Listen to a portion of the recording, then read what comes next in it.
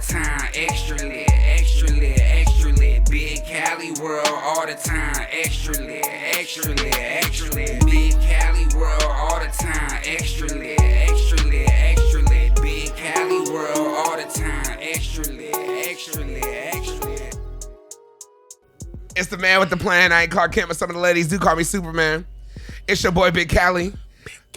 Feeling good, feeling great as usual. Big Cali World. We're here for part 2 of the episode. Part 2. Noa James is here. Man, what's up? Came back. We still smoking. Still floating. Man. Never left. Feeling good, feeling great. All day. And we got another special guest coming in. How should I intro this one in? I'm just gonna say, probably besides Noa James, in the Inland Empire, he's probably one of the most positive rappers that makes the most turned up music you will ever know. I'll take that. The most positive rapper that makes the most turned up music. It's lit. Yeah, on purpose. But if you listen to it, it's all positive. Okay. Right. Mr. Cam Gnarly's in the house, man. Hey. Cali, Oh, look at me. I'm over here knocking over water. My brother went through some dark stuff, man. Yeah, we persevere. That's why I make the kind of music I make. Yeah. On purpose. Because I got a purpose. We were talking about going through the dark and seeing the light, and even in the last episode, or in the last part of the episode when we were talking about it with Nug Life. Yeah. And what was been your process, you'll say? What has been your journey of even getting to your music? Because if, just to set it up for people who don't know, if they listen to your projects, it's all Posse Way. That's your movement. Yeah, definitely. And going a little bit about Posse Way before a little bit. Well, Posse Wave was Or if something you want to go into the journey, which way you want to go at first? Yeah, I was going to say, Posse Wave kind of came later. Like, it was like something I kind of formed after time and going through certain things that made me be like, okay, like this is how I want to move in my purpose. And then I applied that almost like a mission statement to my music and how I want to make it, you know. But it started for me, like, you know, I used to sing in the choir when I was a kid. My parents, you know, they're... You sang in the choir? Yeah. What alto, soprano, tenor, which one were you? I was you soprano. Damn. Yeah. But I sang in the choir as a kid. My mom had a really nice singing voice. My pops too. They, you know, they're living in Venice, and I had a very church family. My pops is the youngest of 10 kids, so I always had like people around me. Like I feel like why I am the way I am is because I grew up between LA and IE, and because I had more cousins and friends before I was 10 years old. Like I didn't know no outside people. Damn. I only knew my cousins. Like so, I grew up really close knit in my family, and my family. I come from love. Like, I'm blessed to have my parents. They've been together almost 33 years. That's a blessing. So that's rare as shit. That's such a rare thing because the rest of my family's not like that. So it's like I learned so much from observation. They're the least of Jay and Noa James of your family. Kind of, yeah. They're that staple. My grandparents, Mama Grant and Papa Grant, they're the staple of the family, and respect. everything. My parents are just How long like have a they carbon been married? copy. Well, they both have passed. Rest in peace. Oh, R.I.P. They passed away in the early 2000s, but they were together until they were. You know, my grandfather was 91. My grandmother was 86 when she passed. So wow, they were together through. You know, I got black and white pictures of them. It looked like you know, like a time. It was a really It's crazy. They've been together for a really long time. My grandfather was born in like 1918 or something like that. Like he was a sharecropper in Mississippi. Like he talked about slavery. We were just talking about that. It's those country roots. Yeah, man. Yeah. So those country roots, man. It's something about getting raised around that. That nucleus of that family, man. I really didn't, you know, and just to go on that is, I wish I could have grew up around that kind of a situation. I really didn't grow up like family oriented like that. I was the friend that used to go to your house on Christmas, and your family adopted me. That's how my family is. I can't tell you how many people. I'm that way. I was raised that way, so that a lot of my friends come from houses and they don't have both their parents or something like that, or you know, a proper living situation. I got brothers of mine that stayed, you know, that were friends I went to school with. Needed a ride to school, say, oh, can I take the bus with you to school? And ended up staying for 2 years. You know what I'm saying? Like, that's the way my family is. Like, we build with people, we bring people in. Like, it's that way. I was raised that way. That's why I am the way I am. But even early on in music, like, or before music, like, I was just around my family.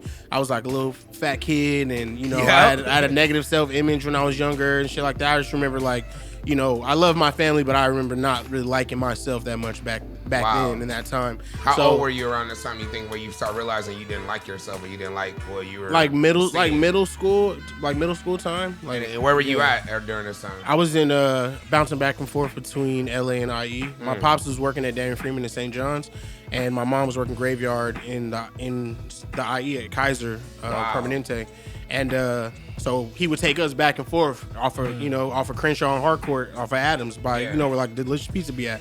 Like grew up like right over there. I had my first fight over there. Like everything happened over there for me.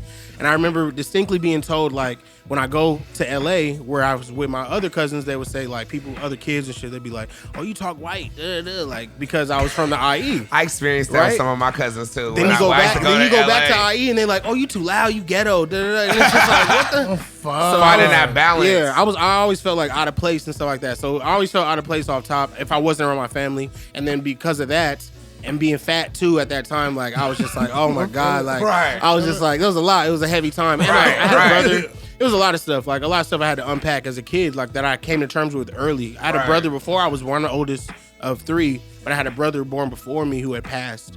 Oh, I'm sorry about that, man. Oh man, it seems like it's a lot of. It's a whole story. Like you asked a story, but it's just like these are the things that created this process of like, because I knew about death and understanding loss at a young age, because it was apparent when I came into the world that there was somebody that was supposed to be here that's not here. What was your first time do you remember being in touch with death or even seeing it like, oh, this is real? Well, first it was my own brother that I never met, but it was like his presence was there because the mournfulness of my parents and how strict and hard they were on me because I was their son that was healthy. The one they had before, he was sick. He died when he was 2 years old. And if you can imagine what that could do to a set of parents, like I'm so blessed to have my parents. They still raising me to this day, but like they were strict on me probably than my brothers because I was the next kid. It's like we can't, we gotta be there for this kid. We can't lose this kid. So all of that I understood first, and then growing up in San Bernardino, like I was already experiencing loss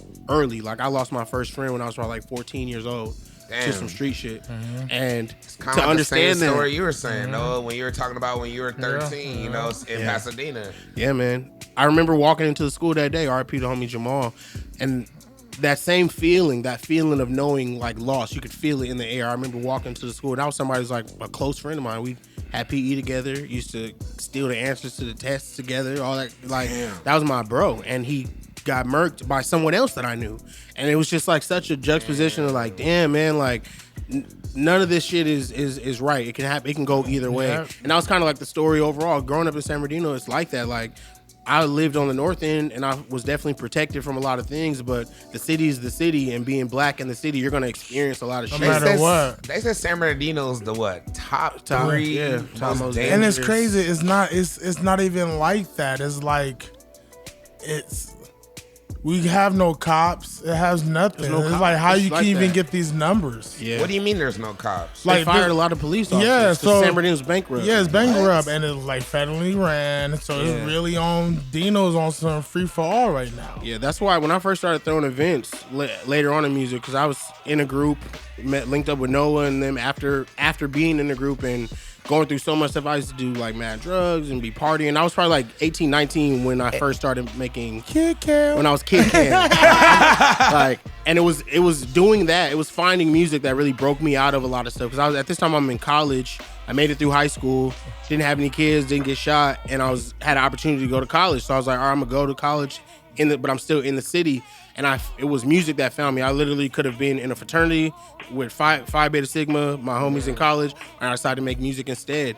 And it was that path that put me into this place. But I was probably like 18, 19 at this time, and I was doing the most. I didn't know nothing about music outside of what I knew about my voice. I knew I could sing, and in that way I knew about music. I knew I had history in it. My family was around it. Like everyone had the ability in it, but like I was trying to take it serious. But even back then, I was. We had me and him. We had a reckless sensei named Ramon Jones. Yeah, we had the same OG. Ramon. Wait a minute. Yo. So you guys knew each other. When did you guys connect together? Where did that start off from? Because that's the interesting thing. Y'all dynamic. It seems like y'all always, even when I first met you, I didn't even meet you. I met y'all both at different times. Yeah. But yet y'all were connected already together. Well, we went to high school together. Yeah. He was a senior. What high school y'all went to? Cajon High School in San Bernardino. Yep. Well, amongst a bunch of other like Fame Kills, Maya, Yep. Nabien. There's a lot of homies that went to Cajon. Damn, it's a lot of talent in that school. Rapping at school, battling. Yeah. And I remember him rapping at school, battling in the quad and stuff like that. And that was some of the first like times that I was seeing like hip hop happening, like, because at that time it's different now. Culture is different now, what it means. But back then, hip hop culture was all I knew. Yeah. Like, and that was what I identified to, like, from the origins of rap to where we were at that moment. Like, so seeing homies like Noah back when he was Blackjack and other people in the quad rapping and stuff, I wanted to do that. Yeah, First feel me? name. Wait a minute, that's what that stands for. Yeah, Blackjack. That's my first rap name. Yeah, I remember. Got this done at the Waterman Discount Mall. My homie airbrush t-shirts. Hey, my homie just got out of jail, and he was doing tattoos in jail, and I was his first customer, and his shop was behind a pharmacy inside Waterman Discount Mall. They gave him a little room, so I went and got this tattoo by him. They used to do recordings. I recorded my first, at Waterman. It was just in Dino. Everyone was running around, and I guess when in the North End, you had a choice of who you wanted to be, because you can escape the static a little bit. But it's still San Bernardino. Like, yours is still getting kicked in. Yeah, and it's mad racist too. But it's more like we had KKK in the North End. Yeah, we had like when at Cajon we had a black and brown versus white riot. It wasn't black and brown. It was us together versus these racist kids that's from what's that little city up by San Bernardino? Redlands? Nah. I have crazy Redlands stories. Devore. Muscore and Devore. Muscore and Devore. On the other side of the tracks, preferably. So you get a point where in Dino is all these KKK members, and their kids would go to Cajon High School. Damn. Where I knew a girl that. So it wasn't just black versus Mexican. It was like white, black, Mexican. It was like a three-way war. You know what? Yeah. You know what? By the time I left, it wasn't too black and versus brown. That didn't happen till a little later. Then I saw when, like, by the time Cam left, you saw that beef start happening, because you start seeing a lot of kids moving from the city to Dino, and thinking Dino is soft, so you get a little, you just assume. Then here your pride is tested. Then it got dumb. The same thing happened, I would say, even in Moreno Valley. Yeah, like, I seen that in Valley when I was at Valley View. Yeah, it was like friends I went to middle school with. Like, we were cool as shit. Like, we'll hang out, chill every day. My homies was Mexican. Like, I'll be at their house, everything. Chilling. Then, like, around 9th grade, that whole thing, like, came out where it was like, I guess if any Mexican person sees a black person with a white tee, kill him on sight or something like that. I think it was like some wild shit going on. I think it was the police that did that. That's what I'm saying, because I don't even know how that happened, because it just started. Yeah, that was for no reason. They just wanted to stop you from. What they wanted to do really is, I feel like they wanted to stop how we were dressed. And they wanted to control us. So they wanted to be like, oh, they're trying to criminalize regular shit. Us wearing pro clubs and stuff like that. They started saying like, oh, if you're wearing that, you're gonna get murked. And like, if you get, and if we build. Yeah. It messes everything up for them. If we build on top of, like, we know how we supposed to build, like, you black, you brown, shit, it's the same, bro. I don't get it. And that was during that time, right after that's when I first went to, because all that shit was going on. I was in college, and then I went to Building Blocks for the first time. Some girls I was hanging out with. What's Building Blocks? This was at the Vibe before Common Ground started. Nah, this was at. No, it was at the Vibe. This is the first time I rapped on stage, which was at the Vibe, but it wasn't Common Ground yet. Project Blow. That's what I'm talking about. Yeah, Project Blow. I met Ganja K and Medusa and a few other people, and I didn't even know who they were. I learned about this later on a DVD that the big homie Fats RP showed me called The Good Life, and it really was like it was like watching a blueprint of what the Common Ground later became. But this is the first time I ever went there. Some girls had took me there. I was drunk, but I used to freestyle crazy. That was all I used to do. I still am that way. Like, freestyling made me get to that point. Like, I had homies. Were you freestyling in middle school and like high school? When did you start freestyling? I started freestyling in the end of high school. My homie, I got so many homies. RIP, just who led me down these ways. My homie Holland was the first person I saw rapping on the back of the bus, and he's a Dino legend himself at that time, and he passed away in like 2009. But he was the first person I saw rapping, and then I wanted to start rapping. I was like, in my head, I was like, how come I need to know I can do that? Like, I want to know I can do that kind of shit. So that's when I first started thinking of raps and becoming a rapper in my mind, being able to look at the world and switch it into how I want to deliver it in my perspective. Was this around the same time that he was doing music around the first time, or did you guys simultaneously? I didn't even know he was doing music. How it happened was I went there, met these people, and the only face I recognized was his. Wow. And I was like, bro, we went to Kahuna, Heather. And he's like, oh, yeah. Da, da. And it was after that where I had already linked with him and I had already rapped there, and I just kept going back. Right. And then, like, I was booked at the first Common Ground. Damn.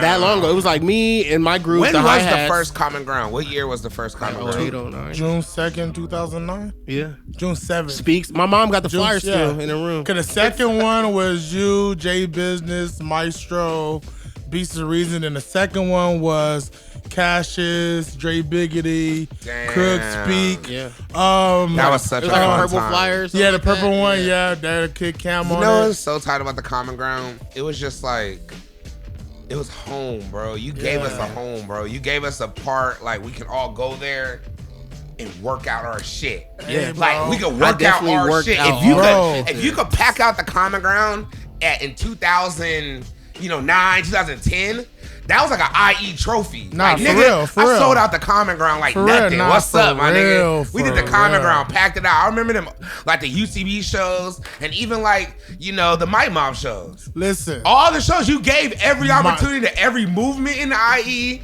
every group. Yeah, when I was doing jersey. Curly Fam shit, like in 2012, 2013, like that was even the y'all shit. hard-headed niggas. Yes. Like, I didn't... I had to take my emotions out of it and just book whoever want to do it.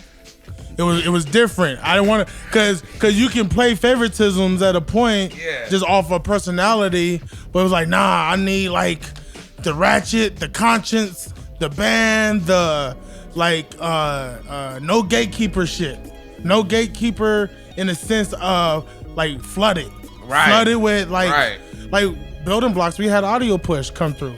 Yeah, man. And my OGs hated me. Selling tickets to a show separate. Like, I did a show with Audio Push back when they were called The Push. Damn. Because we went to school. I went to school with Price, and one of their dancers at the time used to have dancers. Yeah. And I remember being in Ontario Mills Mall selling tickets, like trying to give out flyers to a show. We opened up for Drake at the Fox Theater. Oh yeah, the Fox Theater. That's not man. Tiger and them. I was like, man, Is that when Tiger was wearing like the UTB rehab and he was doing the freestyles and he was doing the parties and the murder? Yeah, he was doing the pool parties. I remember that was a great time in the IE, like 2010, 2011. That total. He was on his Echo. Echo was kind of popping a little bit. Damn, that was a whole. Yeah. So. Wow, sorry, I just No. Yeah, we went on a crazy. Cause we have a lot of history that became like intertwined with each other. Yeah, that's what's so interesting because my whole DJ, not even DJ career, just start with hosting and getting on a microphone and getting a crowd hype, learning crowd control. A lot of it started at the Common Ground. Yeah. A lot of it started with me learning how to read crowds, and then when I started DJing, Noah was like, "Yeah, I'll give you a set. You want to go on right now? Want to do it?" What? I was like, and Reem was like, "What's up? Night's over. What's good? You gonna do it?" Come. And then you booked me for one of my first gigs. Yeah. Before I even DJ, Cam. I don't even know if you even know. You probably thought I DJed for a while, but I was just started maybe 2 months in. I remember sitting at the UTB house with you, and you were just sitting at the table going in, and that's when I knew. I was like, oh. Because at this time, what you're talking about is real for me. Like, I was in a group of 3 people. That group broke up over Bull. Then then I did another transitional space where I was with a collective of homies, and that was going up too. But it was like such a different time, and the energy was crazy that I had to pull myself by my bootstraps on my own type shit. Right. And I took the things that I learned from being around Noah and Lisa, and the stuff I was learning from my homies in LA, like Adam Goes Ham and Ham on Everything. Remember when we were doing those? Like, man. I learned so much from that I took that and I was like, okay, I'm going to create my own thing and do Rad Habits and do those warehouse parties in San Bernardino. Yeah. And why a lot of this history even plays back to the point is because I was able to do that because San Bernardino's bankrupt and there's no police. And I was throwing warehouse parties for months. I was throwing warehouse parties for months and booking and having you DJ and a Noma and having I did my lit events. I could just remember me pulling up, and I remember I was like, and it's funny, this is when I was like kind of in the drug wave, but not really in the drug wave. I was like, okay, well, if I pull up, I know it's gonna cost me, at least $100 to feel like I need to go to do the job. I needed my issue. I needed my little whatever I needed, Yeah. And I can remember literally you like, all right, I'll pay you right now. And you paid me straight up before I even got in the door. Yeah. I was like, who the fuck do I think I am? Now I'm thinking about it now, like, nigga, I had no resume. I wanted to do that. I wanted to do that because at that time I had done so many shows. I've always done a lot of shows because my big bros did a lot of shows. So I learned in that way, and how I even built a fan base and built a listings because people see me live, and that translates into new fans, and then the music does what it's supposed to do. Yep. But I do my job, do my due justice of like, I'm about to put myself on these stages. And if I can't find a stage, I make my own fucking stage. Yeah. And why I want to do that is because how I do that is I want to treat people the way I want to be treated when I want what I need, and I need to get my issue off. I want to be able to say, yeah, this is what I want, this is what I want. Yeah. And you got me? All right, for sure. Like, good business practice go a long way. And you knew that at a young age, though. Yeah. You knew that. Like, how old were you throwing them shows? I was probably like 21. Probably like 20 or maybe 23. Paying people, at that time. had payroll, had it working good, and had all my packed out the warehouse. Working. I'm up there sweating. But I learned that from my OGs, and I learned that from my parents. Like, my parents are they started the San Bernardino. They managed the San Bernardino micro leagues in San Bernardino for a long time, for almost like 6 or 8 years. My pops was the president, so I would have conversations with him. It's like, oh, how are you throwing these events, doing your fundraisers? Who are you hitting up for your vendings? When you getting your stuff from? He would plug me with all this information for cheap. Remember, we used to get them big ass pieces, big as this table for the low. Like, I got that because my pops had the plug over there, and I was able to get pieces for the low, and it worked better. But I learned that just from observing that from other people. Even the idea of having like warehouse parties, I got from experiencing that in LA when we used to be at the warehouse parties till like 4 a.m. and I was like, okay, I want to throw parties that are in the city that start at 9 and don't end until 4. And you did it. And we did it, and it translated because I was always making music, and the music did what it was supposed to do. And plus, my music is positive, it's purposeful, so it's gonna slap, but it's supposed to give you the same energy I'm taking into creating these events. So let's get into the music. Your first mixtape, Cammy's World. How did that come about, man? Who did you work with? Oh, man. Where were you just like, did you just wake up one day, you're like, all right, man, I've been dropping singles, I'm ready to drop something, or I have a homie named Ramon that it was after the hi-hats and everything, and he would talk shit to me. He'd be like, bro, you always dragging me out to these fucking shows all the time, seeing all these cool rappers and da-da-da. And I'm telling girls, oh yeah, I was at this show, and I can't show them your music. Damn. He's like, you ain't got no music. And I that's Ramon. Yeah, high school. Yeah, right.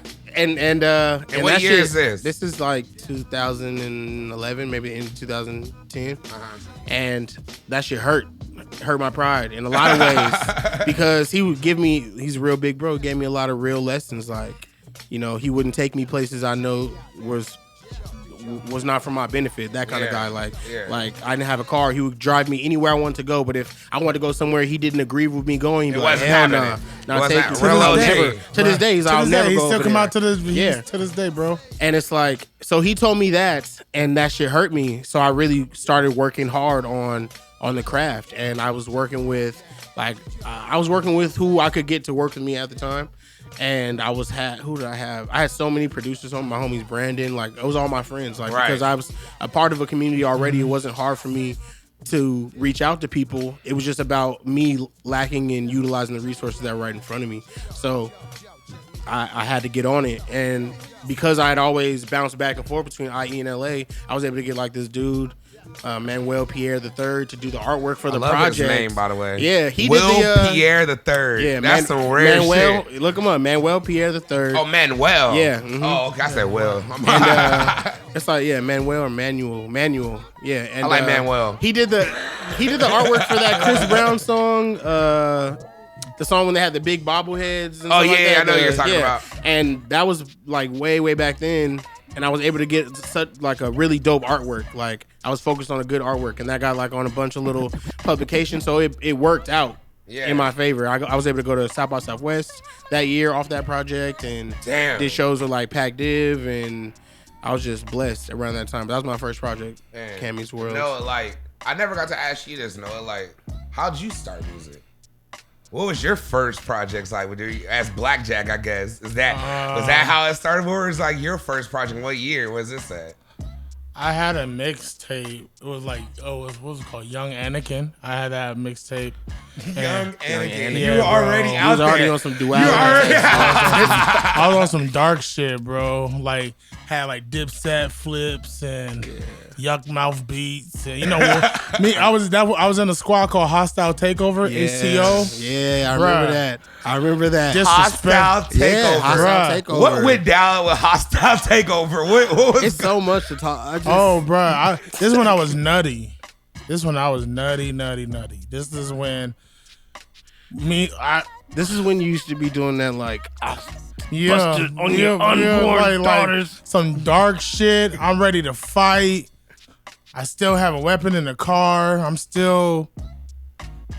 trying to find it, but I like the darkness at that time. I appreciate it. It was really fun. I feel like that's why we make the music we make, because our history, where we come from, is so dark. Ourselves, dark, we bro. participated in it so much darkness, bro. you had to talk about your reality. Yeah, and that's all of it. Like, but on the flip side, like get it out. Like instead of me, I like let me get it out so I don't have to like push it down. Like you gonna know I can feel this way. I can feel this dementive, crazy shit way. Like it's okay. It's okay. These are my feelings. You can be vulnerable. You can talk about your emotions. You can be positive about negative situations happening in your life. You can. Is that what you guys did as a coping mechanism as going through the dark stuff? It started off as dark, and then you use it as like, you know what, maybe I should use this to cope through the music and heal through the music. Definitely. And then that's how it changed to maybe such dark music in your case. Yeah. It went from heroin to weed, because that's what it was. Like, to me, my dark music was like,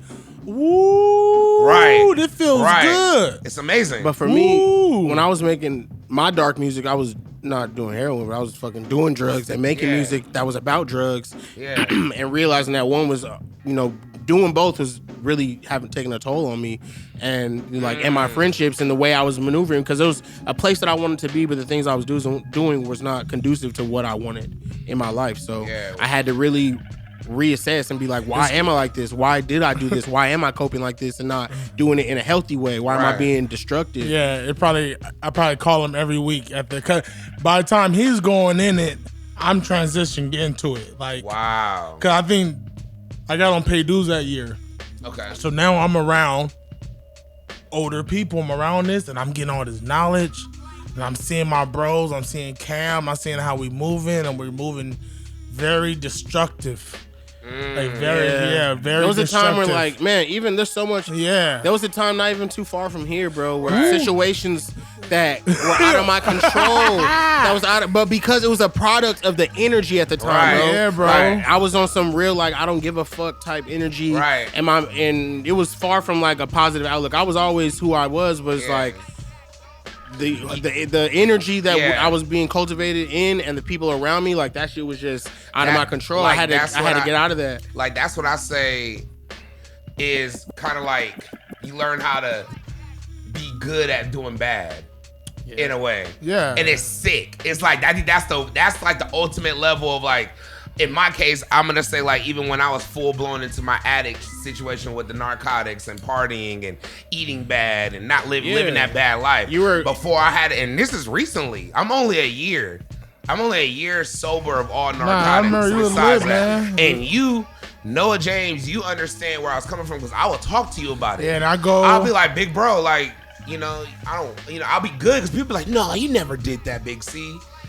Nah, I feel it because I got good at doing bad because I knew I needed it, quote unquote, because I was so in the dark and I didn't want to feel that pain. Yeah, and I had to love the pain, as you say. You have to love the pain because that's the only way to grow. Yeah, period. It takes that toll where it's easy too. Like it's easy to get caught up in it because it feels good, and it feels good. Like they say, hurt people because sometimes that hurt person just want to feel good. Yeah, you know relationships. What I mean? Yeah, like everything they want to feel good. So, but it's like okay, but the flip side of it is like but the core of it is like we want to love. Yeah, and that takes time. That takes patience. So it's like, the cliche is like, the harder it is, the more worth it. Yeah. And that's when my mind like really kind of flipped. And it became like now for me, like when I was getting into it and being really deep into it, I was talking about positivity and all the time, almost like preaching about it because it had done so much for me at the time, like understanding how to really maintain a positive mindset. And I didn't have to be negative or destructive. I could heal through the things that I've gone through and do it in a positive way and give that same light to others so they can do the same shit. Man. So it's like that became, now it's like a second nature kind of thing. Yeah. But you learn, it's like chapters. Once I understood that and how to remain positive, I had to go back again and be like, all right, let's go back and reframe how we look at negativity and how we look at bad things that happen. Like, nothing necessarily is bad. You have to use it to your I'm thankful for every left that led me to the right way. Yeah, we're just talking about that. It just, I don't know, it's our intentions now and we know it. We know our power now too. It's like, I have a question. I want to propose because I would say all of us have made life-changing, decisions for the better. Yeah. Whether it be like, okay, in our case, we're no longer using this narcotic. We're gonna live better. We're gonna do shit. You, in another case, I'm gonna work out. I'm gonna get my weight loss together. I'm gonna really take this right. What was like I hate Oprah, but like as Oprah would say, the aha moment. What was your moment? Like, okay, I'm making this decision because I know mine. And I don't really even talk about it much, but like mine it was New Year's Eve last year. And that's why this episode is kind of special to me because it was New Year's Eve around this time last year. And I was by myself in a party I shouldn't have been at just because I was DJing because it was convenient. I would make money and they were promising me drugs, basically. And that's all the reason. They were like, yeah, bro, it's going to be lit. We're going to do it and whatever you want all night.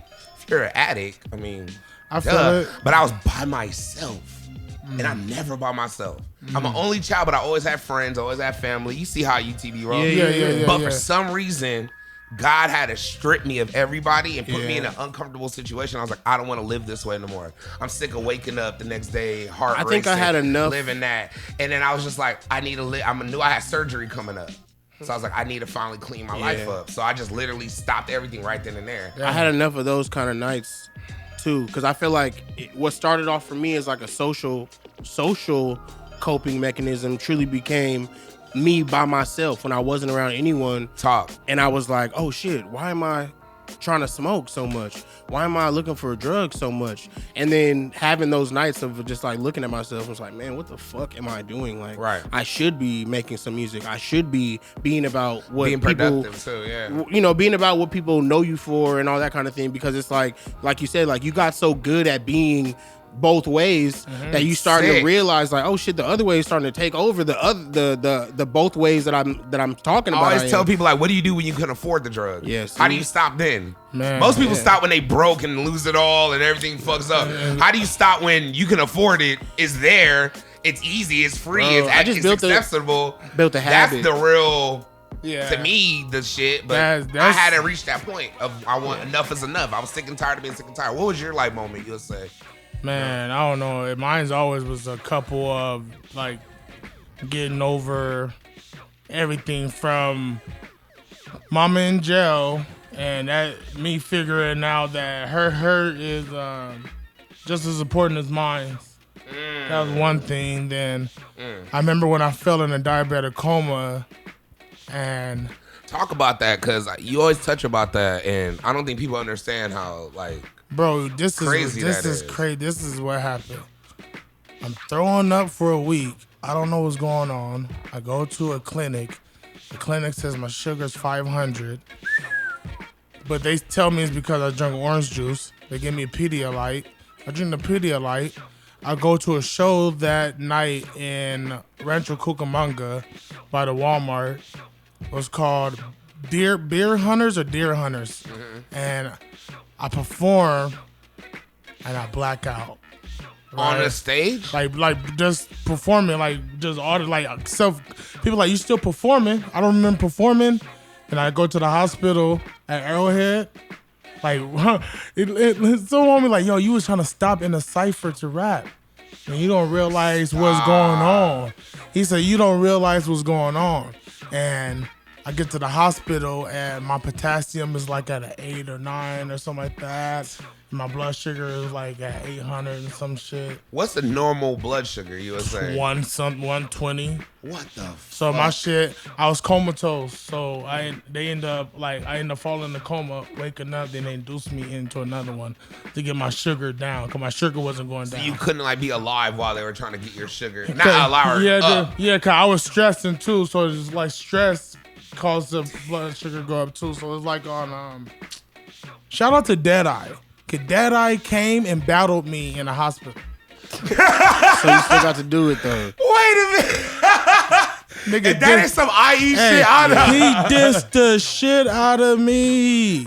But it was so loving, man. It was like, I understood. At that time, I understood. It was a lot of shit where I was so angry at. I just had knee surgery. I was making money. My knee is gone. Right. I'm on, man, what was that? Lisa, what was that? Huh? What was it? What were pills when I take when I had knee surgery? Narcos?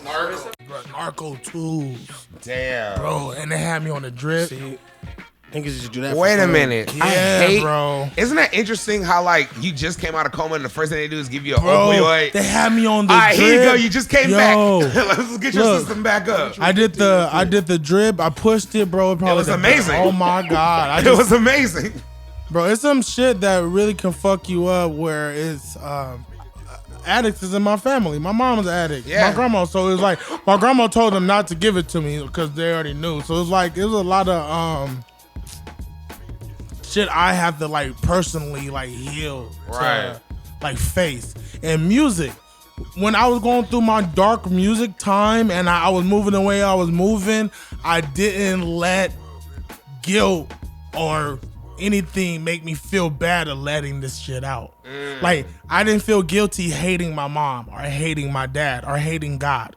I didn't feel guilty. Right. Because this is my truth right now. I feel like most people get so caught up too in feeling shameful for getting to that space. Yeah. Because, you know, society don't teach you that it's cool to Question be that that way about yourself. Like, I need to get it out. I'm a bust like every minority, every person that was in poverty, every person that been through something. I'm a crack, I'm a bust, and I seen my uncles and everyone like lose it. You know what I mean? Yeah. So I like, nah, man, I'm not here for that. I'm bigger than that, man. And you seen my family struggle, seeing like with their emotions and shit. Right. Like I like, nah. Hell nah.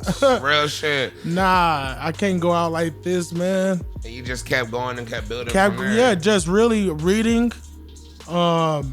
speaking out loud, like speaking my mind, communicating. Because I recovered from getting on the drip, coming from surgery, getting into a coma twice, and then you're now functioning into normal everyday life after this. Like, what was that transition from that to life? Like, what? Real people in my, man, from Jinx to Curtis to Lisa's sister,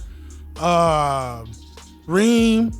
Like, me and him have talks about trials and tribulation and get to a point where it's not no more. Real shit. Like, Biggity from music, Crooks, Gopi, Gabe, like, Gabe, like, Slim, man, invest where you rest at, Slim. Like, right. Noah, if you can build here, any type of love here, you good anywhere. Right. This is Gabe. Right. So shout out Gabriel. Dirty Birdie. Like Okay. I think when I went through that, I realized how open we have to be. Because I don't have a father. I don't have a mother. My granny is goddamn M. Bison. She's here to love you, but she's in a whole tough way and she don't have time to love you in that way. Right. So I have to be open to be vulnerable around Cam. Like talk to his, like, go to see his mom and say, how you doing? And she would just hit you with a quick one. Yeah, sometimes you just shout out my dude. Yeah, they stay on it. Man, Stevie Crook's dad before we went on tour. Shit, his brother. His brother. So many, that is like, me bro, bars in I the get streets. And you got just love from all these people and it helped build it. All the way, but you bro. knew what to do with this love because it was always there. Yeah. But at one point, we didn't see that love. Hey. It took us having to get broken. Bro. And I realized that even in my recovery of how people just respond to you doing good. Yeah. But People that's like seeing you build up. Not on some but that's the universe, man. Like when you get into that space, like Right. that's really what you're about. Like that's really what The what core, you're putting out. You're gonna start to have that gravitate to you. It's gonna start to align with you. The stuff you want is gonna be like coming right in front of you. And the more you clean out like the cobwebs of the indecisions and the addictions and the self-hate and the self-guilt, like you move all that out the way and you got the clear view of like doing what you want to do, enjoying the people that you're working with, and being there for the people that you can be for. Like you're gonna start seeing all this stuff like opportunities or like-mindedness or Isn't it crazy when we think about in that time when we were out there doing that shit? It's like we probably had it the whole time, but we were so clouded and so numbed out. A lot of us do. So blind out, and we never seen it. And it took us having to break that veil of like deception. Bro, I'm looking at my mom for love, where my granny and certain families right there. Talk to me. You know why? Because it's an ego thing. To me, too, was like I wanted this love from her. Like I deserve this love from her. Because you know what? Really, we don't owe each other nothing at all. Right. You know what? But my grandmother right here, she got it. My aunt right here, she got it. Lisa, she got it. They giving me the love. You know what? Here come love language. Right there in front of me. You know something I never told you? When you're talking about love language and when you brought up Lisa, just side note, that helped with even my recovery and helped with my weight loss, is when you rapped on that bar on Granny Said, and you said that your grandma said you want to be able to dance with Lisa J. On that wedding day. On that wedding day. Woo! I said I would never forget that for the rest of my life. I said that's one of the coldest things because it's just like, bro, I want to be here for that. Like, even if I don't want to get married right now today, there's not a lot of old fat people. Period. It's just facts. It's just look around. It ain't old fat people that were fat their whole life. Yeah. They might have been like skinny and gradually. Look at the rappers. Look at all the Wu-Tang. Trust. all the Them niggas are eating good. Eating good steaks. But they losing weight and drinking juice and vegans and I don't know. It took my grandmother. See, that's my grandmother. That's her. It took that line though. I said, well, you motherfucker. But you didn't have to share that. No, but I had to. I had to, cause so people like me that's comfortable in this state, and I understand the comfortability because I was taught all fat ain't ugly. Although I know I'm cute, I've been like that all my whole life. Let them know. But that been my thing. Like you know, I've been blessed to to be picky, be a fat nigga that's picky. Ooh. I like That's what makes all the difference. Yeah, that's all the difference in the world. Be real picky. I know what's up. Yeah, but I never thought about it being that easy. We just got it because at one point in my life, I did everything. Yeah. I did every drug. I went to every party. Yeah. I went to everything. I did every, whatever. Now it's like I'm very selective of what I do. Selective, bro. I understood it. And it's for life, though. I didn't call a girl a girlfriend till I met Lisa. Because other girls, to me, it was more, I was raised by a black woman that understood it. And instead of going against her grandson, she taught me the game too. But other women will run game. We would just run game on each other. Right. All day. So I just knew, like, I'm going to love hard. I'm going to do it. But I kept it like, I'm picky, man. Get out of here. Damn. Get out of here. You ain't worth it. Like, I'm going to put my all in you. You know what, though? And, man, that's a deep. I want to segue into something you were talking about earlier when we were talking about when you first got, when they were making you take Norco 2s and stuff. Oh, man. Hospital. And it happened with me when I first got out of surgery. They gave me a bunch of Norcos. Hey, man, they're trying to get you. I was 4 months sober of narcotics at this time. And I literally told the doctor, I said, hey, bro, man, I had to stay in front of my mom. That was like a low-ass point in my life. I was like, fuck, well, the cat's out the bag, Mom. You're just going to have to know what's up with your son, Big C. And at least you said something, though. That's good. But my mom's an RN. Oh. And my dad went through that. He was an addict. Recovered, but, went through it. Just like every black man in the 80s. It is what it is. Hey, man, them 80s. Yeah, he made it through. But just so to look at her face, she was just like, fuck, well, at least you clean it up. Like, she was, at least you just on your trying. Like, she had to give me that. Yeah. She looked disappointed, but she was like, because I had to tell the doctor, I was like, I can't take that, man. Well, bro, I don't want to take that. I can't take that. You're taking a good step towards your growth, and your mom probably definitely want to see that. But that's the growth, being honest, being disappointed. Like, at least you're being honest, you're being transparent, you're saying, yo, I can't do that. And you doing the work. Yeah. Like, that's the thing. People forget that they don't do the work of, you got to be proud of you doing the work of changing. But the thing I was going to say that helped change it, though, is I didn't have to take the Norcos. And that's when I really started using CBD. I started investing in more so a lot of cannabis, but not so like smoking it like, oh, I'm getting high. Yeah. It was like literally smoking different type of weeds for different situations, using topicals, using edibles, using this at certain times, creams and lotions. Yeah, and I feel you. Like doing that, and that helped me not only wing me off of all that, but I didn't take narcotics throughout the whole process. I'm actually doing that with my pops right now. My pops is going through like a Crohn's disease.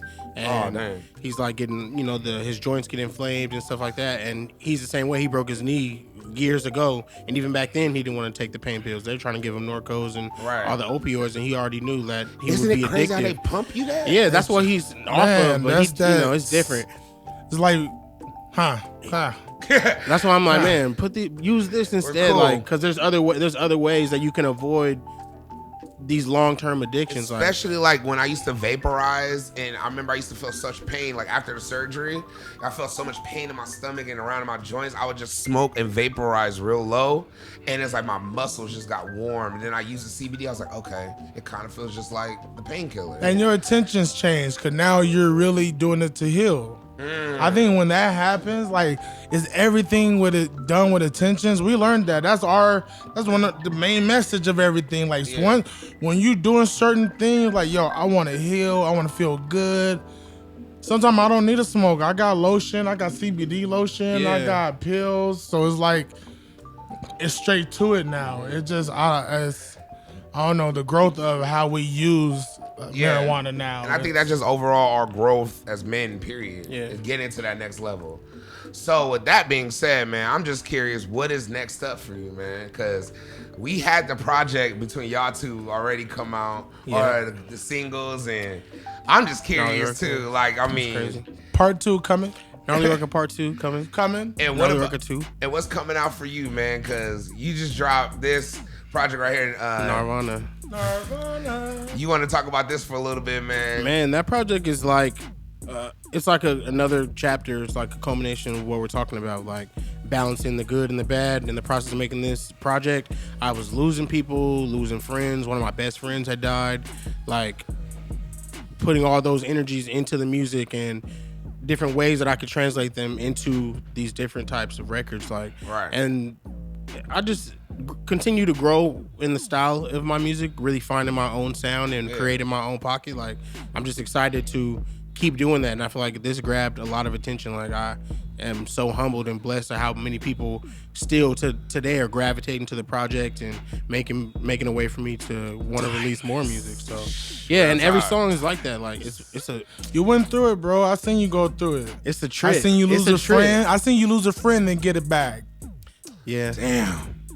That's in the same week. But the universe is that way, though, because that same friend's the person I would talk about and have conversations like we've had together, like we've had, and God and you can call it God, you can call it the universe, whatever way you look at the world. Yeah. But my understanding is like these things happen for a reason. These negative, hurtful, traumatizing things happen for a reason, and it's your job to recognize what the lesson is, and your job to understand when it's time to shift, when it's time to grow.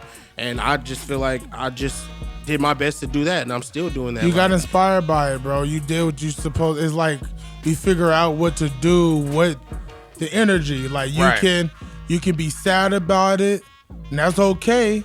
But you know it's not productive. It's okay. But you know it's not productive. Gotta stay but productive. But it's okay. Yeah. But like if your Corey want to be productive, you know, and because you turn it into a fire song. Yeah, that's what I was just about to say. For us, that's where our power comes from. Our ability to, our outlook on life, and then how we translate that into the music, so that these songs do slap, and these songs are timeless, but they're so honest to what we're talking about and where we're maneuvering through. Like Noah, I'll hear him talk about stuff or have conversation with him, and then weeks later it'll be in a song. And the same thing with us. Like we'll be sitting in the van talking about, you know, on the way to a show talking about these same conversations, and then that conversation becomes a song. Yeah, turning like that's why you feel That's it. how we did Gnarly Orca. Yeah, like, that shit is filled with gems of stuff we were talking about at that time, ideas, like theories, like it. I don't know, man. Listen to the music. Hey man, I love it. Gnarly I 2, love it. Gnarly Orca 2 coming, man. So I already got a Nug Life beat already on it. Like, yep. More new music. I'm about to drop a new single before 2020 comes, and a new project at the top of the year, 333. Look up for it. Okay, man. Well, I want to do a few rapid fire questions. Shoot them, because we got deep. We did, but we know, you know what, though? we know each real. other. We know each other too well. I just want to tell y'all so much how both y'all brothers, especially, I appreciate y'all a lot. Because even in my recovery and my becoming my new self, you know, this wasn't easy, and it's still not easy. I'm still, every day is a struggle, but you two were vital people in my life in that moment. I used to talk to you a lot, like on some personal shit. A lot of people don't even know. Like we'll just get together and chop it up for 3 hours about life. I'll call Noah, big bro, what's up, bro? Look, man, this shit ain't easy, bro. These motherfuckers still doing this and doing that, and motherfuckers trying to charge me this. I'm gonna tell him like straight up, I don't need this shit. And I'm up, and he's like, those convos like, bro, I hear you. Let me give you some different perspective. That what Dirty Birdie did to me. Like, Noah, you cannot slap nobody. You can't. You gonna be a bully and a tyrant, and that's not who you are. You are sweet. I like. And I feel like we need more of that. Yeah, man. I have other homies like have convos like with Richard Wright and with Waju and talking to them on the like having those talks of just like, bro. Yeah. Like on some music shit. Let me just tell you what just happened to me. Exactly. And I tell you, and then you know, or calling via like asking him like, what's your perspective on this? And I'll get an opinion that I wasn't thinking of in my first mind. But that's why you have like-minded people that you can bounce ideas off of and see different ways that you can look at something. I'm spoiled, bro. I tell every nigga, I'm spoiled in my community. If I want to know something, it's number for the phone call. And I hit that Rolodex, and I can really get any answer, any question, any answer, like anything. Yeah. And that's hard. That's hard to do in life, to have that type of Rolodex. And I feel like even within this room, as always, I can get some type of knowledge. A lot of people in this room are bridge builders. Yeah. We're people that, like, when, you know, like you say, man, we represent something that's bigger than just us individually. Right, yeah. Because that's why we had to go through the shit we went through. That's why we had to go through that dark period. And that's why we had to feel that pain. We represent each other. To show people it's possible to go through it. Yeah, and be true servers too, man. Yeah. Like, that's why I like VL, man. Like, true Jordan, like Imran, like true, like shit, Frankie, like, hey, big homie, what you need help with? Right. That's how I was with my granny. Granny, grandpa, what you need help with? Right. Like, how can I help you? Yeah. Cause helping you is gonna help me, and you know what? That's like me being from granny house to group homes to being in the system. I learned that was the common denominator of humanity. Yeah.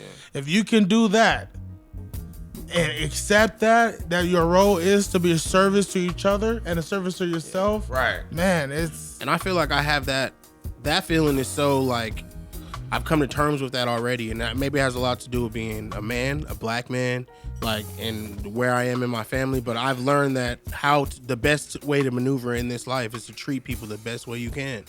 Like, you'll get that back 9 times out of 10, man. And if you don't, that 1% of people that do not vibe with, who turn a blind eye to something good or something positive, they'll learn the lesson. And that's a blessing that they're not even by you, because you're getting that energy away from you. Yeah. Man, we just gonna end it right there on that note. And I got the rapid fire questions real quick. Any one of y'all can take this. You could go either or. I could ask both. Wherever. First question: 3 collaborations, rapper or producers, that you would love to work with if money wasn't the issue or connects wasn't the issue. Like 3 people that you could be like, yeah, I would love to just work with these 3 different people. I'll start with you. I'm gonna say Hit Boy. Okay. I'm gonna say Cardo. Shout out Cardo. Yeah, shout out Cardo. And my last one, this maybe, I'm gonna say Kanye West. You want to work with Yeezy? Yep. You know you got to make a Christian album. Hey, you gonna make the Christian album? I'm not gonna make it. I'm not gonna make a Christian album. I'm not gonna make a Christian album. Here you go. No. He said, "Nah." What about you, Noah? But we could make an album though. Yeah. I won't even cuss or nothing, but I just want that. Yeah, I feel you. Yeah, I feel you, man. Right now, all boom bap album by Jansport J. That's be one. I've been thinking about that. Like, that'd be some nasty. Khaled, just to see how left we can go. Khaled is gonna give you. Khaled's gonna have anything. Khaled might really have you. I know. I'm with it. I'm kind of. Khaled might have like some beat that he's been waiting to get to somebody, and it's just like, hold up, y'all both. I think Khaled, that's so much positivity on one track. I want to like burst into confetti. Like a whole album, and I want to see like, I want to see, because I think he pushed creativity physically from his videos and everything. So I want to see what the schedule look like, man. I want to see what it look like. It might be dumb. He might break me. I don't know, but it look like it look like he's like psychotic, and I'm like, I want to see it, man. I feel you. I want to just, and last one. I don't know, man. Let me see. Swiss and Alicia Keys. Together. Both of them. Damn, that'll be a beautiful. Cause she gonna cry. Cause she gonna calm him down from being on the hooks too much, and she gonna get on the hooks.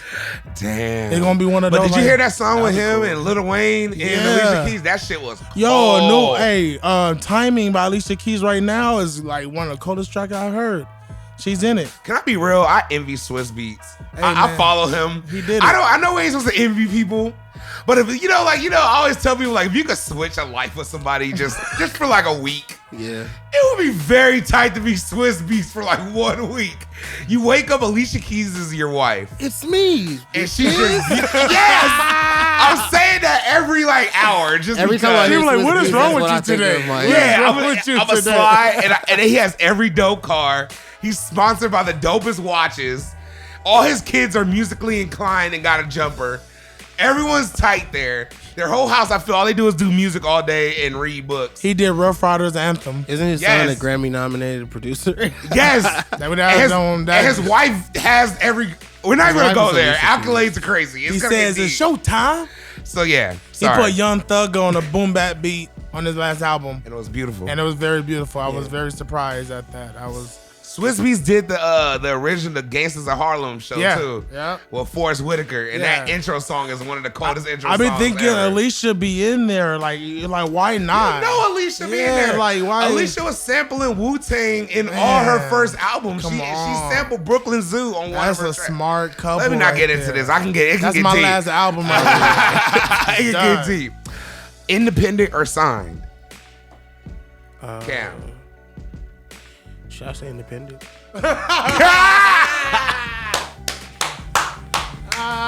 Just saying. Listen, my vision for as far as being independent, and I just love how you looked at me like motherfucker. No, not even on some like, I love it. Yeah, I feel it. I feel like I want to be signed with a little bit of leverage. I feel you. I'm all about. I like the machine. Sometimes I like to see where they can let me go. How creativity. Like I can go so crazy just to see. Cause I done it. I done little labels to see what's good. Indie. I love indie. But do you mean sign? Like I don't. Like I was I just kept it simple. It's the rapid fire. Okay. You went deep with it. I can tell. Niggas just let me say, man. in my side of my soul. No. What are you talking about, my brother? Because I've worked with labels. Yeah, we got distro deals. Yeah, we done good distro deals for sure. I've done how about like a record? Nipsey was signed. Young Dolph is signed. But see, Nipsey had leverage. Yeah. It's all about the negotiation. But some people would never sign. Well, it's about the negotiation. I don't follow that percent of people. I can't be a no guy. Yeah. I can't be like, no. It's just like I want to hear you. Let's see what we talking about. Like, long as ain't no evil shit. Like, yo, what's man, beneficial? You want to kill babies today? Like, nah, bro. I get to say, nah, man. Not like, when this falls on, what time? They're like, nah. Oh my God. Okay. Few more. If you could throw a one-day festival in the IE at that Ontario Stadium, the Citizens Bank. I don't know if it's Toyota Center now or Rancho. It's in Rancho, right? That big ass stadium, or the only stadium we have in the IE. I think I went to a hockey game there once. Word? Yeah. I should have went to the Big Baller game there. Oh yeah.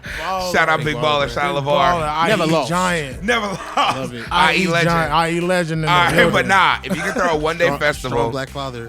Who would be the 10 artists that you have at your one-day festival? 10 artists right now. Or 5. Oh, 5. I could think of 10, but you know. You think of 10 on top? You want me to give you 10 right now? Just off the top of my head? Go ahead, go. All right, Sade. Bing! Ooh, that's the headliner. Okay, I already see what kind of show this is. Drake. Ooh, babies and crying. Yeah. That's a whole lot of, okay. I love it. The crowd Then I'm going to have a DJ set with Steve Aoki and Little John. Oh, nigga. Oh, man, I don't know. Okay. Yeah. I don't know if these crowds are going to like it. It's an all-day festival. No, it's gonna be two different stages. Okay. It's going to be like a stage outside and a stage inside. Okay. Main stage, it's a festival. I see it. Yeah. I can utilize the whole area. I'm a real nigga. You're broadening the... Yeah, you got this a one-day festival. We can get 10 acts in. All right. Okay. All right. Then I'm going to have fucking DJ Khaled. Because you have to have DJ Khaled come through. Okay. Then I'm going to have Wu-Tang. And that should cover like 6 artists right there. All right. Because they could all do solo sets like Method Man, Redman, bring out people like the return of that. I see you. Like all that. Okay. And then Gwen Stefani Oh, with No Doubt. Nigga. And then NERD. Nigga. Okay. That's my one-day festival. Okay. One-day festival. Snoop Dogg hosting. Ooh. The whole thing. Snoop Dogg hosting, and I'll pay the check just so he can host. He don't even need to rap. He can rap if he wants to. I go just for that. Just $500 ticket, $1,000 VIP. Damn. Okay, Damn. hold on. What you got, man? Or you want to go? No, you got it? I'll give Cam some time. You got it? I got it. Listen. Yeah, go ahead, go. My festival. It's called Banana Pudding Festival, right? Banana Pudding Festival. Hey, trademark that. If someone steals it, it'll start it here. Two Two stages. Real creamy. Other stages called Little Crusty. Y'all creating... All right, little crusty stage. Little crusty stage is lit. Jay-Z, Beyonce. Wow. Starting off with that right there. Wow. They openers. Wow. They open. They Jay-Z, gotta go. Beyonce's the You opener. must have paid a lot. Yeah, I want them to chill out with the kids, you know? Yeah. They get the open, Get it out the chill. way. You know? But we're gonna have an open mic though. Then we got Jay-Z and them open. You about to... We're gonna have open mic.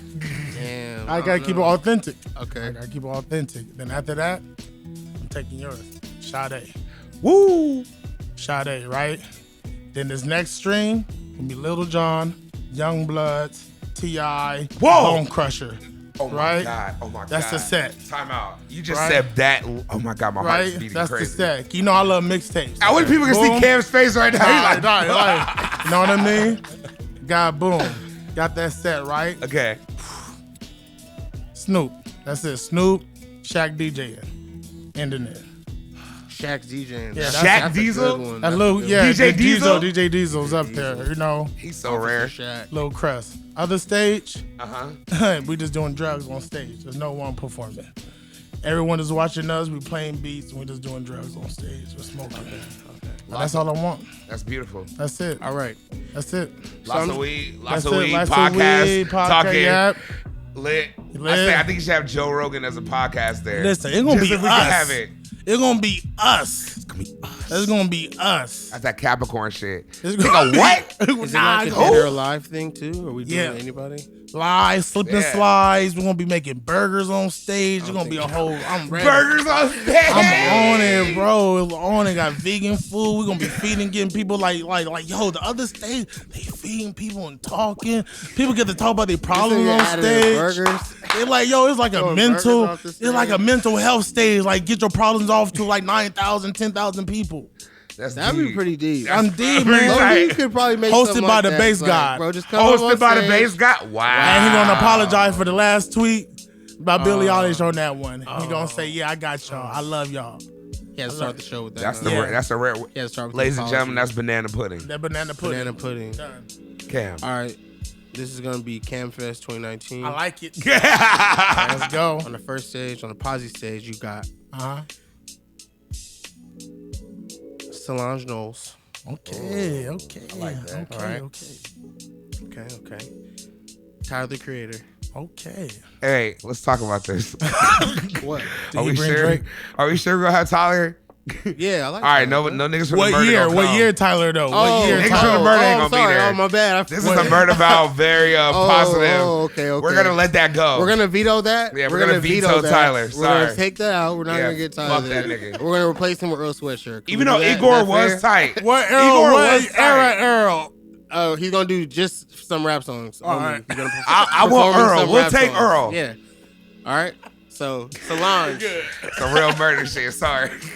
Go ahead. Murder vow, stand All right, up. We here, baby. Solange, Earl, and Noah. Ooh, I like that. All right. Hey, Noah, That's the you and posse Solange stage. in a show would be Yeah, very that'd be wild. interesting, and it will go perfect. She would have you in like a fully coordinated robe I'm down. or something like that. Have women dancing around you in a circle. To while you're Goddess. like- yeah. I need Goddess with Solange Yeah. coming in the background. Yeah, doing Hey. around you in a Right. full circle. But yeah, that's the posse stage. All right. On the rad stage, you're gonna have Cameron, Future. Cause I just want some Future. I fucking fuck with Future. We can talk about that. Yeah. And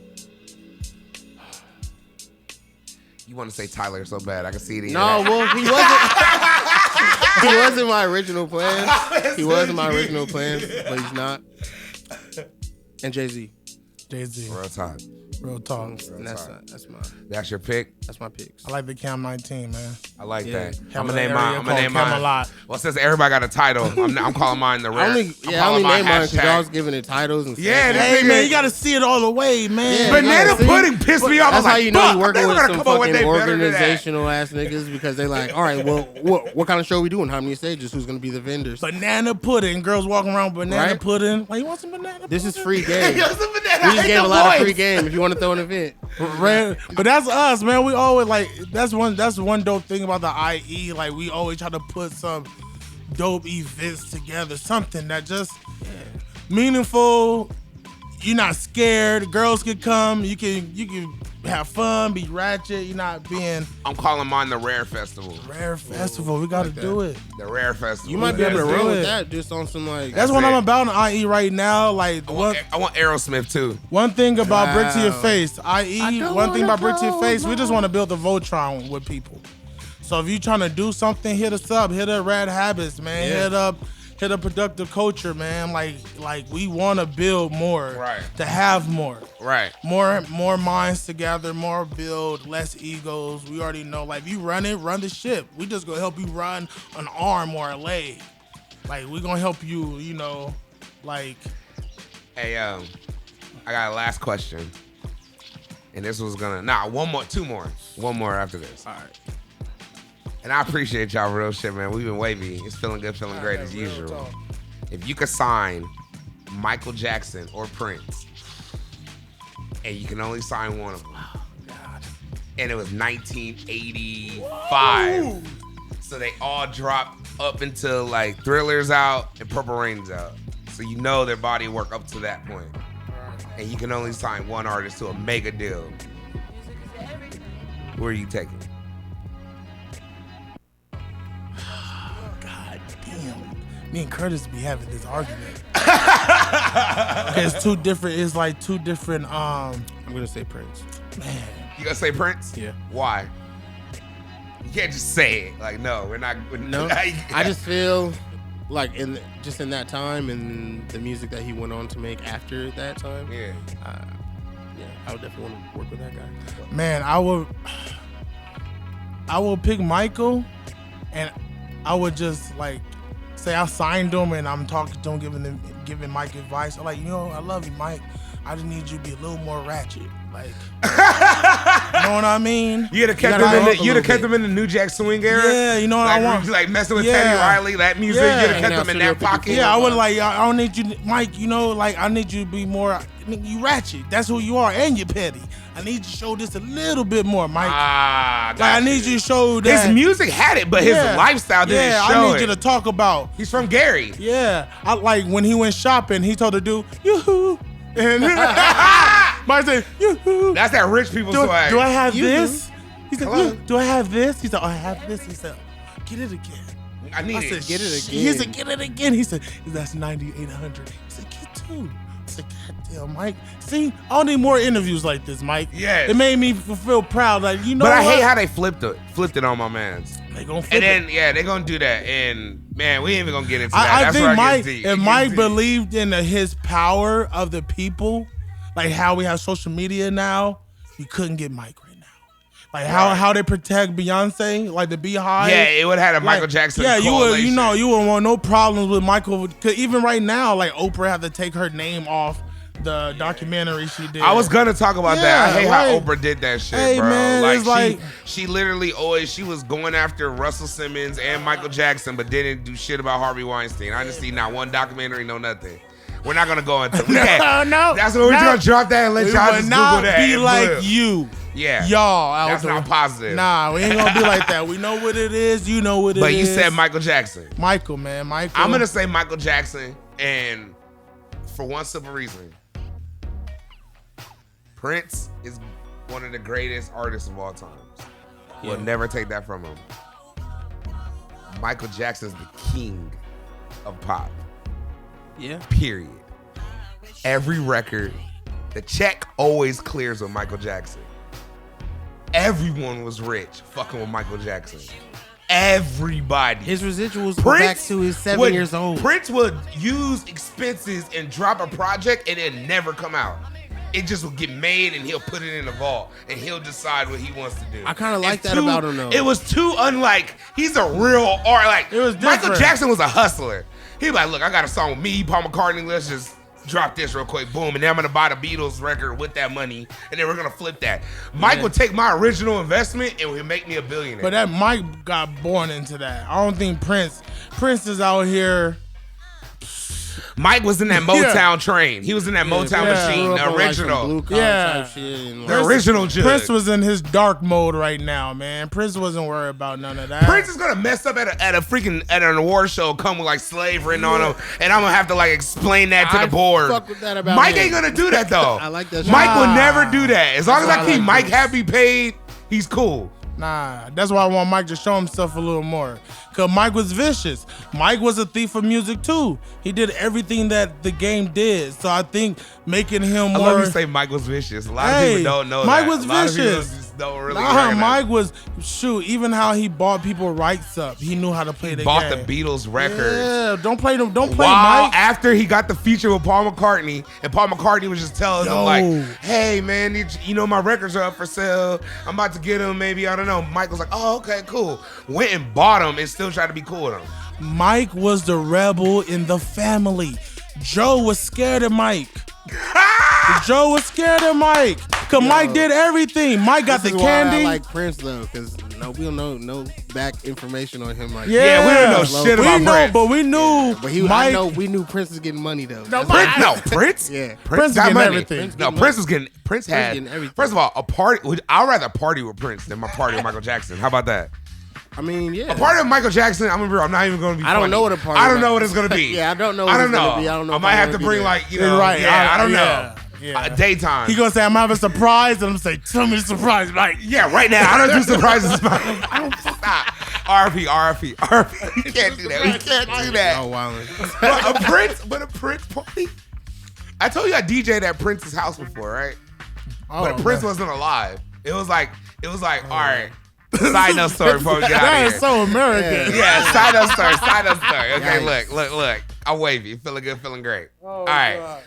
I got hired for a gig. The homie, shout out Jimbo, hit me up, was like, hey man, I have a pool party. You want to DJ in Hollywood? I was like, duh. And I'm gonna get paid? For sure. He was like, yeah, I can't give you the address, but I'm gonna send you address to where you gonna park your car, and then a shuttle's gonna come get you. We get there, literally pull up, we drive up, and it's just hella females. Just beautiful women. Like, it looked like Instagram. It looked like just Prince real life and explore. Hold on, we weren't even at Prince's house. We were just at the meeting spot to get to Prince's house. Yeah. No lie. Did y'all like getting shuttles and stuff? Yes, a shuttle. Yeah. So we park there, right? We get there, go there, boom, walk up, finally get to a shuttle. The shuttle takes us to the house, and it's a big ass, like a white house. Looks like Scarface type of house. Big, and it's beautiful marble, 3 levels, water slide. Then they set me up in a room that just had a pole in it. And I was just in the dancer room. In Prince's pole room? Wow. He had different clubs in his house. Like, you can go, it was just themes. Like, you can just go in there and plug up, and it was like a full-on club in like 4 different rooms. What it smell like? And then it was beautiful. It smelled like cherries and Jubilee and greatness. Smell like grapes. Shout out Pure Star. Grapes and grapes. It smelled like greatness. It smelled like waffles. It smelled like natural juices and berries. Oh, that's what it smelled like. It smelled great. It Nah. smelled like the rivers of Lake Minnetonka. Yeah, but nah. Shout out Tiger for pulling us to that party. And Tiger. Yeah, for sure. Tiger always pulls. Tiger's always involved in someone's story. I used to only be around Tiger because I knew the homie Gator. Shout out Gator. Gator used to be in the Hey, did you ever see that video of Gator? He was like, shout out my bitch crib. He was like, yeah, I'm in front of my bitch crib right now. Shout out my bitch crib. No. But shout that out. People who watch the internet know what I'm talking about. The GED. Hey, we just really went down a deep ass rabbit hole. Yeah, I told you we all. With that being said, this is brought to you by a lot of great cannabis. So, last question: what is your favorite marijuana strain and why? OG, baby. OG. He said that so quick. Really OG. He said this so quick.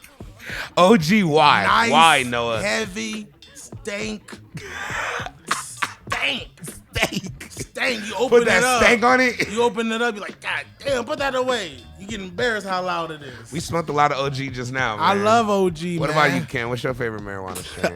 Fuck OG too. Hey, that's sad because we all gonna say OG, and people gonna listen to us be like, "You're in fucking California, all that great ass weed, cereal milk, and all those spoiled, names." bitch. Sorry, man. We are spoiled. I've been smoking fire my whole life. I just want move OG. here, too. Like, Don't move here. Too many like it's people okay. Don't move here. Too many people already. That real OG, when you find that real heavy OG, That real WAP edition yeah, 83. you don't.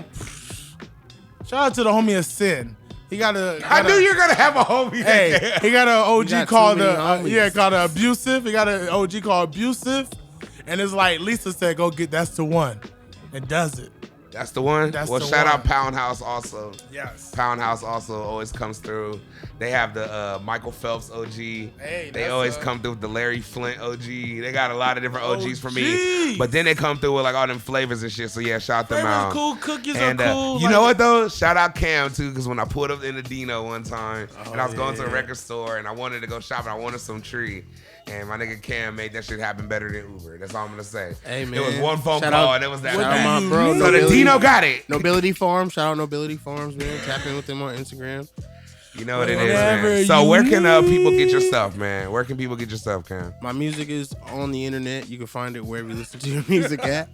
Cam on the internet. CAMGNARLY. Thank you. Really easy. Check out NoaJames.net. .net? .net. You a real ass nigga for .net. I will come clean. I'll remember your website more than most people just because it's .net. Because someone took .com, bitch. Why would they want NoaJames.com? Because it's like real estate. It's like online. Oh, so you have to buy it back from them? Yeah, I gotta buy it back from them. Damn, I remember someone bought Yeezy. They won. You remember that dude bought the Yeezy name for like a little bit? Like, that's what you do, man. That's another bar. Go buy some names up. Go buy some names up?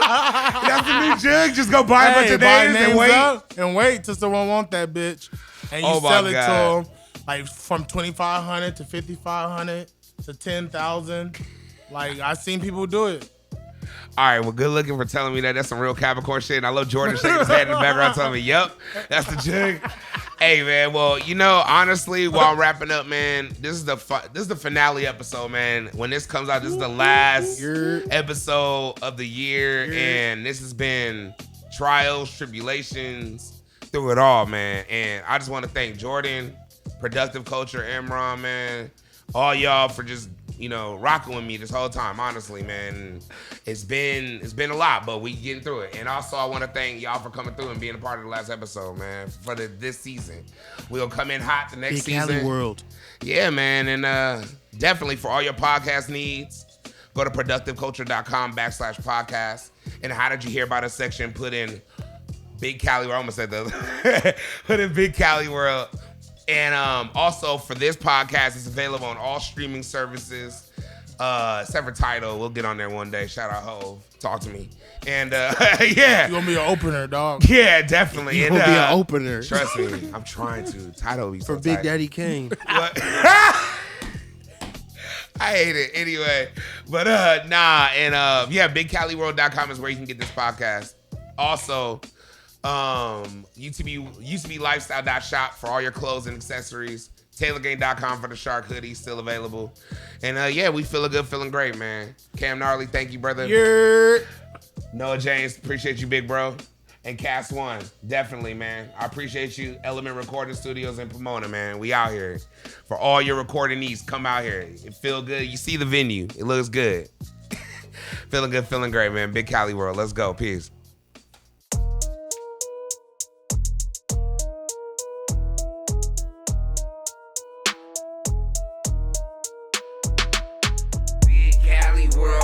Time, extra lit, extra lit, extra lit. Big Cali World all the time, extra lit, extra lit, extra lit. Big Cali World all the time, extra lit, extra lit, extra lit. Big Cali World all the time, extra lit, extra lit, extra lit. Ain't nobody fresh like C, built like bear, nigga strong like tree, strong like Kush, too hype like E.